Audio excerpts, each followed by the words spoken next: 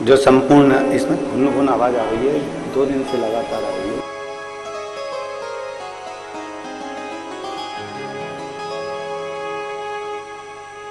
भगवान देवाधिदेव महादेव शिव की कृपा, उनकी उदारता, उनकी करुणा, जो ये मानव का जीवन, मनुष्य की देह, मानव शरीर जो आप और हमको मिला है, ये मानव का जो शरीर प्राप्त हुआ है, इस मनुष्य के शरीर में भगवान शिव की अविरल भक्ति को कैसे प्राप्त किया जाए, भगवान शंकर की विरल भक्ति को हम कैसे प्राप्त कर सकें, ये पवित्र शिव महापुराण की कथा आपको और हमको सिखाती है।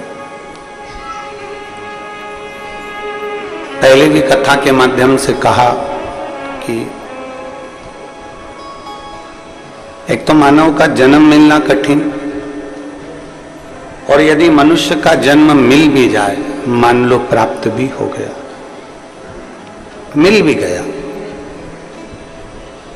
और जन्म मिलने के बाद भी अगर हम भगवान शिव की भक्ति ना कर पाए, तो ये मानव का देह प्राप्त करना भी हमारा फिर निष्फल है।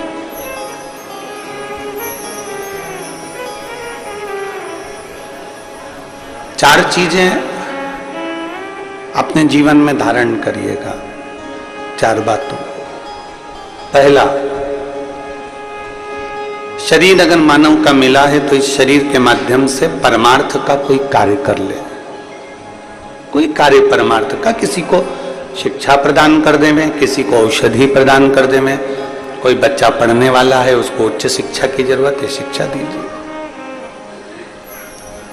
कोई बहुत बीमार है और आपके पास में बाबा ने धन दिया है थोड़ा बहुत, तो आप औषधि प्रदान करें।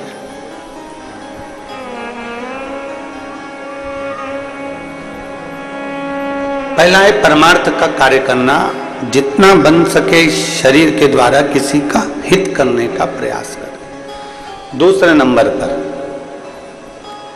पृथ्वी पर अगर हमारा जन्म हुआ है, मृत्यु लोक में यदि हम आए हैं, तो प्रयास करो कि इस पृथ्वी पर अपना पूरा कर चुका कर जाओ। पूरा कर कैसे चुकता है? तो कहा, जब मनुष्य मरता है और मरने के बाद जब वो जाता है, तो एक कर्जा उसके माथे पर रह जाता है। एक कर उसके माथे पर रह जाता है, वो है प्रकृति ऋण। वो मर गया और अपना प्रकृति ऋण वो चुका कर नहीं गया। प्रकृति ऋण किसको कहते हैं? कि मरने के बाद उसको लकड़ी में जलाया गया, जो लकड़ी में वो जला, वो लकड़ी उसकी खुद के घर की नहीं थी। जिस लकड़ी में वो जला, जिस लकड़ी में उसकी अग्नि दी गई, जिस लकड़ी से उसका अंतिम संस्कार किया गया, वो लकड़ी उसके घर की नहीं थी।